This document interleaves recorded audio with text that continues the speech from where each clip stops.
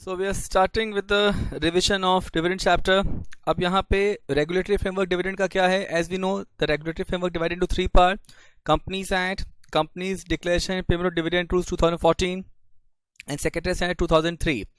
अब companies act 2013 में जो पांच सबसे इंपॉर्टेंट सेक्शन है डिविडेंड के लिए वो है section 123, 124, 125, 126 and 127. Companies act and rules which is companies declaration payment of dividend rules 2014. Now these two things are mandatory. While we talk about the Secretariat Standard 3, it is recommendatory and not mandatory. Secretariat Standard 3 कब आया था? It became effective from 1st January 2018. तो अब dividend क्या है? Now dividend being given under section 2 subsection 35 which says that dividend includes interim dividend. बस इतना ही definition दिया है. अगर हम लोग सेक्रेटरी स्टैंडर्ड 3 देखते हैं, SS3 क्या बोलता है कि डिविडेंड वो अमाउंट है, means a distribution of any amount to the members out of the profit. तो ये डिविडेंड वो अमाउंट है जो कंपनी के मेंबर्स को दिया जाता है out of the profit and wherever permitted out of the reserve which is free reserve available for the same. मतलब डिविडेंड वो अमाउंट है जो आप कंपनी के मेंबर्स को देते हो. कहां से देते हो? कंपनी के प्रॉफिट से या तो कंपनी के फ्री रिजर्व से. नाउ कितने तरह के डिविडेंड होते हैं? अगर हम लोग डिविडेंड का क्लासिफिकेशन करते हैं on the basis of when it will be paid, तो डिविडेंड दो तरीके के होते हैं. One is called equity dividend, second is called preference dividend. अगर हम लोग डिविडेंड का क्लासिफिकेशन करते हैं based on when it is being declared, तो डिविडेंड क्लासिफिकेशन दो पार्ट में होता है, final dividend and interim dividend. So what is equity dividend? Now equity dividend वो dividend है which is being paid to the equity shareholder. Now it is not fixed, not mandatory and depend upon the recommendation of board of director. Now ये dividend कब declare किया जाता है? Before any dividend is required to be declared and paid to the preference shareholder. मतलब पहले preference dividend declare किया जाएगा, pay किया जाएगा, उसके बाद equity dividend का number आएगा. What is preference dividend? So it is the dividend which is declared and paid to the preference shareholder and it may be fixed and mandatory. Depend करता है कि preference shares किस terms पे issue किए गए हैं. And ये जो डिविडेंड है, always remember preference share holder have preferential right over equity share holder. इसका मतलब प्रेफरेंस शेयर होल्डर्स के पास एक प्रेफरेंशियल राइट होता है over equity share holder in terms of payment of dividend. इसका मतलब पहले डिविडेंड प्रेफरेंस शेयर्स को डिक्लेयर किया जाएगा, पे किया जाएगा, या तो उनका प्रोविजन निकाल के अलग से रखा जाएगा, उसके बाद इक्विटी डिविडेंड दिया जाएगा. फाइनल डिविडेंड क्या है? Now final dividend is recommend, it is basically recommended by the board of director और डिक्लेयर किया जाता है AGM में. Now that is what SS3 talks about. So final dividend क्या है? वो साल में एक बार डिक्लेयर किया जाता है only at AGM. And always remember it is a part of ordinary business जो कि AGM में ट्रांजैक्ट होता है. And because it is a part of ordinary business, तो फाइनल डिविडेंड डिक्लेयर करने के लिए एक्सप्लेनेटरी स्टेटमेंट देने की जरूरत नहीं है. What is interim dividend? SS3 क्या बोलता है? That interim dividend is a dividend declared by the board of directors. तो ये वो डिविडेंड है जो बोर्ड डिक्लेयर करता है बिटवीन टू AGM. नाउ जो भी प्रोविजन डिविडेंड के हैं वो सारे प्रोविजन इंटरिम डिविडेंड पे भी एप्लीकेबल होते हैं unless a specific provision being made for interim dividend, then वो फिर interim पे ही applicable होगा. Otherwise all the provision which is applicable upon dividend shall also be applicable upon interim dividend also. अब dividend और interest के बीच में difference क्या है? Very simple. डिविडेंड वो अमाउंट है जो कंपनी के मेंबर्स को दिया जाता है and it is basically a percentage of profit. Interest क्या है? Interest is something that is being paid to the lender. तो ये एक चार्ज है जो अगेंस्ट द मनी दी जाती है, जो बोरोवर को मनी दी जाती है, उसके सामने एक अमाउंट जो लिया जाता है, जो लेंडर लेता है, that something is to be called as interest. So dividend is an appropriation of profit which means that profit calculate करने के बाद हम लोग डिविडेंड देखते हैं. Interest is a charge on profit, मतलब हम लोग प्रॉफिट कैलकुलेट करने से पहले इंटरेस्ट का इफेक्ट देखते हैं. Now, what is being said? That dividend is not mandatory, not fixed, and depend upon the recommendation of board of director. On the other side, interest is mandatory, and it is not recommendatory in nature. Further, dividend company के members को दिया जाता है, interest company के creditors को देते हैं. Now, dividend fix नहीं होता, purely depend upon the recommendation of board of director, लेकिन इंटरेस्ट फिक्स होता है. एंड डिविडेंड हम कहां से दे सकते हैं? Out of the current year profit से दे सकते हैं, या तो पास प्रॉफिट से forming part of free reserve, but it can not be given out of capital profit और out of the capital of the company. लेकिन इंटरेस्ट जो है वो फिक्स्ड है, मैंडेटरी है, and it need to be paid from any source. Basically it is not necessary कि company profit में होगा तो ही इंटरेस्ट पे करना है, अगर कंपनी लॉस में भी है तो भी इंटरेस्ट पे करना है, विच means that it is fixed and mandatory and can be paid out of the capital profit और capital of the company.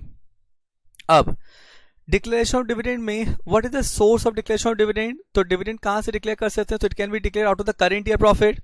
Section 123 subsection 1 में क्या लिखा है? That it can be declare out of the current year profit of the company. It can also be declare out of the past profit of the company forming part of free reserve.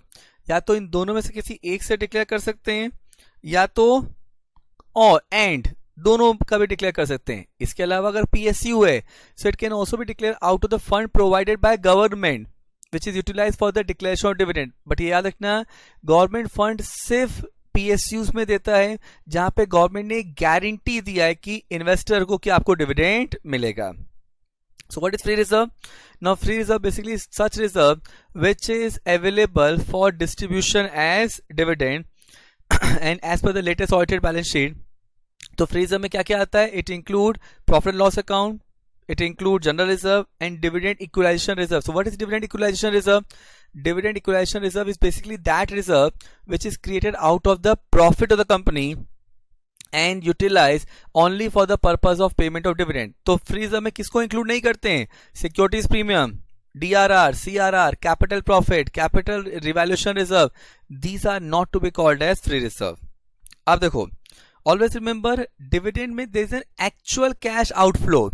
तो अगर company के books में कुछ profit है, जो सिर्फ books में profit है लेकिन एक्चुअल इनफ्लो नहीं हुआ है, तो उसको प्रॉफिट कैलकुलेट करते समय for the purpose of dividend calculation उसको कंसिडर नहीं करते हैं, which means that unrealise gain, notional gain, revaluation of asset, change in the value of asset and liability due to the fair valuation, इन सब को profit calculate करते समय नहीं करते हैं। Why? Because though it may appears to be as a profit in the books but there is no actual fund inflow. अब dividend कैसे डिक्लेयर किया जाता है? तो डिविडेंड में भी declare out of the current year profit और it में भी declare out of the past profit forming part of free reserve. So अगर डिविडेंड डिक्लेयर किया गया out of the current year profit, so following thing need to be adjusted for arriving at divisible profit. तो क्या adjust करना पड़ेगा? पहला depreciation which is calculated as per schedule 2. Second, transfer profit to reserve. Now कितना transfer करेंगे reserve में? The board में take a decision कि वो 100% प्रॉफिट डिविडेंड में नहीं देंगे, so they may transfer certain amount of profit to reserve. तो कितना होगा वो बोर्ड डिसाइड करेगा। Past losses and unabsorb depreciation, अगर पास्ट लॉसेस है या पास्ट ईयर में कुछ डेप्रिसिएशन एब्जॉर्ब नहीं किया तो उसको पहले एडजस्ट किया जाएगा, उसके बाद ही डिविडेंड डिक्लेयर करेंगे। Now, if the dividend being declared out of the past profit forming part of free reserve, then rule 3 need to be complied.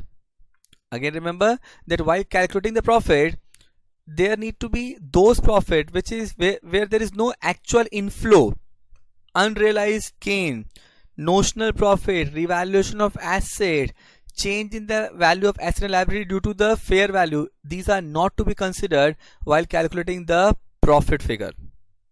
अब देखो, अगर हम लोग डिविडेंड डिक्लेयर कर रहे हैं out of past profit forming part of free reserve, तो यहां पे rule 3 have to be complied. And what rule 3 talks about?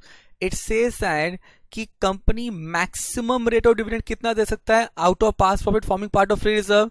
तो लास्ट 3 साल का जो एवरेज रेट है उससे ऊपर नहीं हो सकता। मतलब मैक्सिमम रेट कितना हो सकता है? तो rate of dividend for year 1 plus rate of dividend for year 2 plus rate of dividend for year 3 divided by 3। एक याद रखना कि अगर कंपनी ने लास्ट 3 साल में डिविडेंड डिक्लेयर नहीं किया है तो फिर ये कंडीशन देखने की जरूरत नहीं है। सेकंड क्या बोलता है? सेकंड बोलता है कि कंपनी फ्री रिजर्व से कितना पैसा विड्रॉ कर सकता है for the purpose of declaration of dividend. तो इट सेज दैट कंपनी कितना पैसा निकाल सकता है फ्री रिजर्व से। सो it is 10% of paid up share capital plus free reserve. That much amount company can withdraw from free reserve for the purpose of declaration of dividend. अब जो amount निकाला है उसमें अगर कंपनी को कुछ करंट ईयर में लॉस है, कोई भी अगर लॉसेस है, तो पहले उस लॉस को एडजस्ट किया जाएगा, उसके बाद जो पैसा बचेगा वो डिविडेंड के रूप में दे सकते हैं। फोर्थ पॉइंट क्या बोलता है ना, फोर्थ पॉइंट सेज कि पैसा निकालने के बाद फ्री रिजर्व में कितना पैसा बचना चाहिए। फोर्थ पॉइंट बोलता है कितना पैसा बचना चाहिए, तो मिनिमम कितना पैसा बचना चाहिए is 15% of paid up share capital, which means that अगर इसको समरी रूल्स के फॉर्म में बनाया जाए, so maximum rate, first point basically talks about maximum rate, तो लास्ट 3 साल के डिविडेंड का जो रेट है उसको उसका एवरेज रेट निकाल लेंगे, एंड देन उस रेट के बेसिस पे मैक्सिमम डिविडेंड कितना हो सकता है, so maximum rate of dividend into paid up share capital, ये मैक्सिमम सीलिंग है, इससे ऊपर आप जा ही नहीं सकते। रिमेंबर, अगर लास्ट 3 साल में डिविडेंड डिक्लेयर नहीं किया गया है तो फिर ये कंडीशन देखने की जरूरत नहीं है। सेकंड क्या बोलता है, no second talks about maximum amount of dividend कितना हो सकता है, so it is 10% of paid up share capital plus free reserve. ये जो अमाउंट आएगा that is you are taking out from the free reserve, लेकिन इसमें अगर कंपनी में कुछ लॉसेस हैं तो उस लॉसेस को माइनस करना पड़ेगा। फोर्थ पॉइंट से अपने को मालूम पड़ रहा है कि फ्री रिजर्व में कितना पैसा बचना चाहिए, तो अदर वे राउंड क्या है कि मैं फ्री रिजर्व से कितना पैसा निकाल सकता हूं, सो it is total free reserve minus 15% paid up share capital, इतना मैं निकाल सकता हूं, लेकिन अगर करंट ईयर लॉस होगा तो उसको एडजस्ट करना पड़ेगा। तो यहां पे सेकेंड और थर्ड से जो आएगा उसका which ever is laser, and वो जो आएगा वो मैक्सिमम सीलिंग लिमिट से ऊपर नहीं जा सकता, सो दैट एक्स और Y whichever is lesser, वो जेड आ गया, दैट और ए जो मैक्सिमम सीलिंग लिमिट था उसका विच एवर इज लेसर, ये जो आएगा ये आप फ्री रिजर्व से इतना पैसा आप डिविडेंड के फॉर्म में दे सकते हैं। तो अगर मेरे को इसके बेसिस पर रेट निकालना हो कंपनी कितना रेट दे सकता है, तो दैट अमाउंट जो रुपीज बी आ रहा है divided by paid up share capital, that is a maximum rate. Clear? Now अब 123 के फर्दर पॉइंट्स क्या बोल रहा है कि कंपनी सिर्फ फ्री रिजर्व से डिविडेंड क्लियर कर सकता है, अदर रिजर्व से नहीं कर सकता। सेकेंड थिंग, डेप्रिसिएशन कैलकुलेट होता है as per schedule 2। Further company जो भी डिविडेंड डिक्लेयर करेगा उसको कंपनी एक सेपरेट एस्क्रो अकाउंट में डिपॉजिट करेगा, कितने दिन के अंदर, within 5 days from the date of declaration of dividend. Fourth क्या बोल रहे हैं ना, फोर्थ सेज कि कंपनी डिविडेंड किसको देगा, so company will pay dividend not to anybody else but to the registered shareholder. Company will pay, declare and pay dividend to registered shareholder, that is one, या तो किसी ऐसे person को जिसको registered share holder बोलेगा to his order, या तो company उस मेंबर के बैंकर को देगा, और ये डिविडेंड किस फॉर्म में दिया जाएगा, only in the form of cash. Therefore what is being said that registered share holder जो है नाउ वो कंपनी को बोल सकता है कि उसका जो भी डिविडेंड अमाउंट है वो किसी स्पेसिफिक होल्डर को पे किया जाए। अगर रजिस्टर्ड शेयर होल्डर ऐसा डायरेक्शन देता है तो ये हो सकता है और कंपनी को कंप्लाई करना पड़ेगा। Remember, dividend declaration and bonus shares, these are 2 different corporate action. तो अगर डिविडेंड के जो प्रोविजन है वो बोनस पे एप्लीकेबल नहीं होंगे, और जो बोनस के प्रोविजन है वो डिविडेंड पे एप्लीकेबल नहीं होंगे। नाउ डिविडेंड सिर्फ कैश में पे किया जाता है, मतलब it can be paid in the form of cheque, demand draft और any the electronic mode, and किसको दिया जाएगा, to the shareholder who are entitled to the payment of dividend. Now अगर कंपनी ने डिपॉजिट के acceptance में या repayment में डिफॉल्ट किया है अंडर सेक्शन 73 और 74, तो कंपनी इक्विटी शेयर होल्डर्स को डिविडेंड पे नहीं कर सकता। कब तक, टिल द डिफॉल्ट सबसिस्ट। अब यहां पे इंटरिम डिविडेंड के लिए स्पेसिफिक प्रोविजन दिया है सेक्शन 123 सबसेक्शन 3 में। वेरी इंपॉर्टेंट सेक्शन, क्या बोलता है इस सेक्शन को समझने के लिए what we have done, we have divided into 4 parts कि who can declare interim dividend. So interim dividend कौन डिक्लेयर कर सकता है, so it can be declare by the board of director. So board declare करते हैं, SS3 भी यही बोलता है that interim dividend is a dividend declare by board of director. अब इंटरिम डिविडेंड कब डिक्लेयर कर सकते हैं, ड्यूरिंग एनी फाइनेंशियल ईयर और at any time, financial year close होने के बाद से लेके up to the date of AGM तक किसी भी टाइम पे आप इंटरिम डिविडेंड डिक्लेयर कर सकते हैं।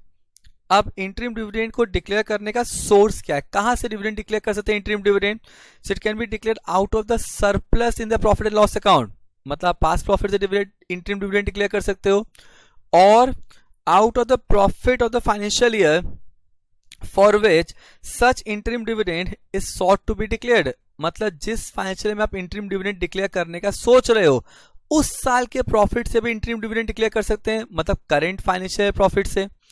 इसके अलावा out of the profit generated in the financial year till the quarter preceding the date of declaration of interim dividend, मतलब जिस दिन मैं इंटरिम डिविडेंड डिक्लेयर कर रहा हूं उससे पहले का जो क्वार्टर है वहां तक का जो भी प्रॉफिट है उस प्रॉफिट से मैं इंटरिम डिविडेंड डिक्लेयर कर सकता हूं। क्लियर? अभी अगर इंटरिम डिविडेंड डिक्लेयर किया गया है out of past profit which is forming part of free reserve, तो मैक्सिमम रेट कितना हो सकता है इस इंटरिम डिविडेंड का?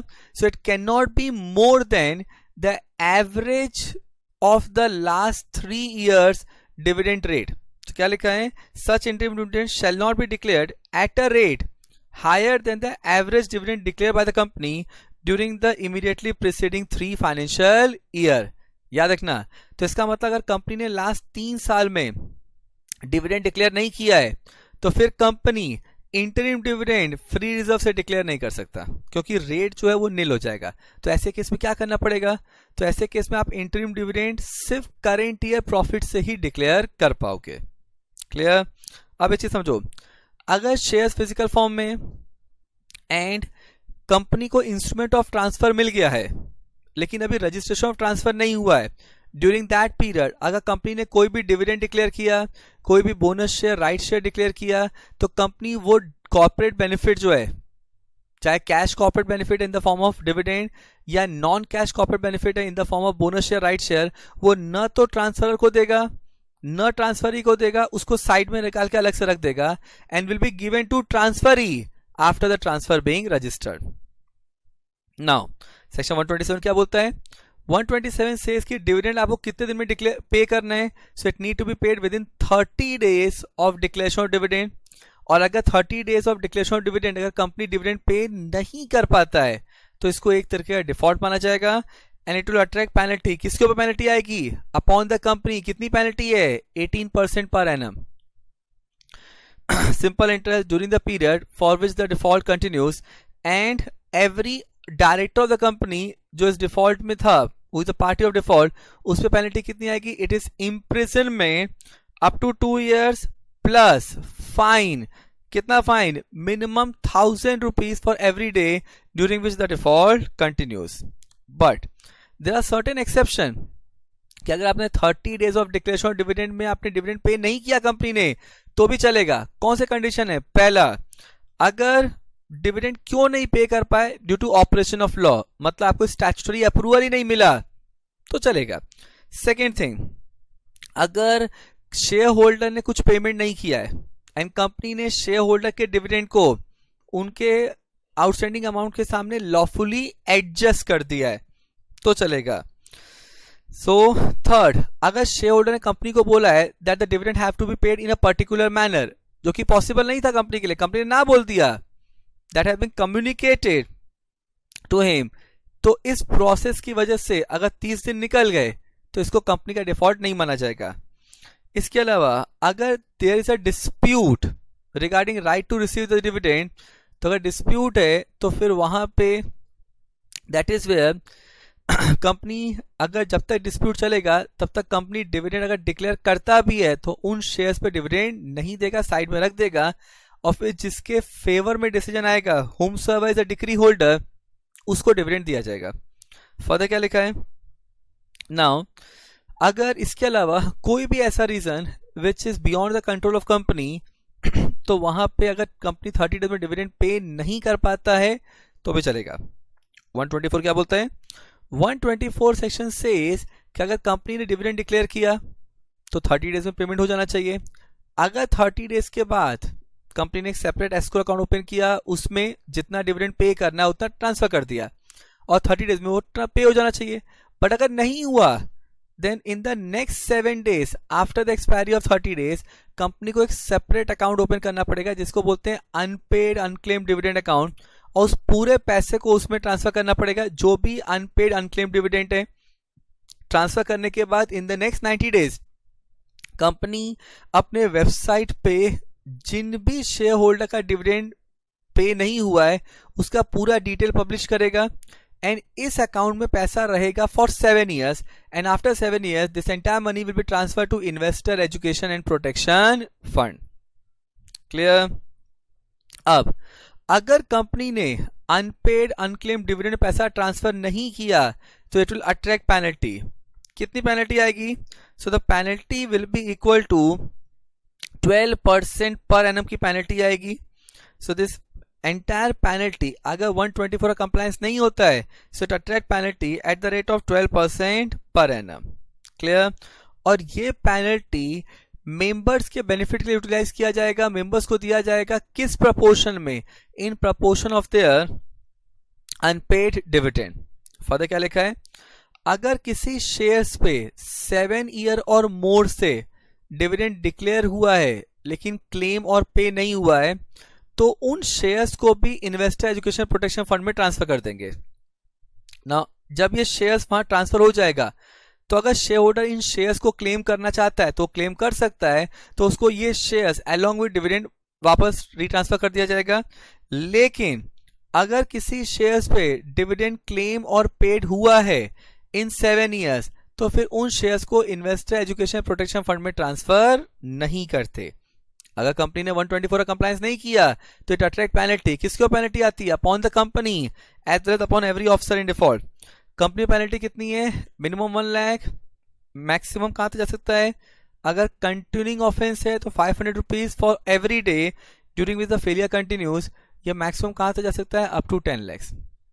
Every officer in default penalty कितनी है? मिनिमम 25,000. एवरी डे के डिफॉल्ट पे कंटिन्यूइंग फेलियर में 100 रुपीज पर day for which the default continues and maximum can go up to 2 lakhs. अब what is investor education protection fund? Very important section. तो ये एक फंड है जिसको सेंट्रल गवर्नमेंट ने क्रिएट किया है for the protection and education of investor. तो इसमें पैसा कहां से आता है और पैसा कहां जाता है, that is very crucial. That is called permissible credit. So permissible credit in investor education protection fund, तो यहाँ पे जो भी डोनेशन ग्रांट मिला है सेंट्रल गवर्नमेंट स्टेट गवर्नमेंट से, जो भी general revenue account of central government पड़ा था जिसको ट्रांसफर किया गया था सेक्शन 205A में ऑफ कंपनी 1956. याद रखना, जो सेक्शन 205A 1956 का था वही उसी का कॉरेस्पॉन्डिंग सेक्शन 124 है ऑफ कंपनी 13. इसके अलावा अगर कोई भी पैसा पड़ा है in investor education protection fund under section 205C, remember 205C of companies act 1956, उसका कॉरेस्पॉन्डिंग सेक्शन 125 है ऑफ कंपनीज एक्ट 2013. इसके अलावा application money, mature deposit, mature debenture, redemption amount of preference shares, अगर sale proceed of fractional shares है या unpaid unclaimed dividend है तो ये जो पैसा है ये भी इन्वेस्टर एजुकेशन प्रोटेक्शन फंड में ट्रांसफर होता है but not immediately after 7 years. इसके अलावा जो भी इंटरेस्ट अक्रूड है या आईपीएफ में जो पैसा पड़ा उसको अगर कहीं इन्वेस्ट किया और उस इन्वेस्ट करके जो रिटर्न आया that money will also be transfer to IPF. इसके अलावा अगर किसी पर्सन को शेयर्स मिले हैं, if the person have acquired the shares by giving wrong identity, तो एनसीएलटी उस पर्सन को ऑर्डर देगा कि आप उन शेयर्स को सेल करिए और जो सेल प्रोसीड है that will be transfer to investor education protection fund. अब आईपीएफ में हम लोग पैसा कहां यूज कर सकते हैं? तो एप्लीकेशन मनी को रिफंड करने के लिए, मैच्योर डिवेंचर को रिपे करने के लिए, अनक्लेम्ड डिविडेंड के रिपे करने के लिए, उसके लिए यूज होता है. इसके अलावा इन्वेस्टर एजुकेशन प्रोटेक्शन फंड को investor education and investor awareness को प्रमोट करने के लिए यूज होता है. इसके अलावा अगर कोई क्लास एक्शन सूट है तो उसमें जो भी लीगल एक्सपेंस इनकर्ड हुए हैं उनके लीगल एक्सपेंस को रीइंबर्स करने के लिए यूज होता है. फर्दर अगर किसी पर्सन ने, as we have discuss earlier, कि the person have acquired the shares by giving wrong identity, then NCLT will order the person to dispose of the securities and the sale proceed will be transferred to investor education and protection fund. Then once the aggrieved person being identified, तो investor education protection fund से उस पैसे को निकाल के उस person को दे देते हैं. एंड इसके अलावा वो हर एक पर्पस जो सेंट्रल गवर्नमेंट स्पेसिफाई करेगा for that purpose IPF can be utilise.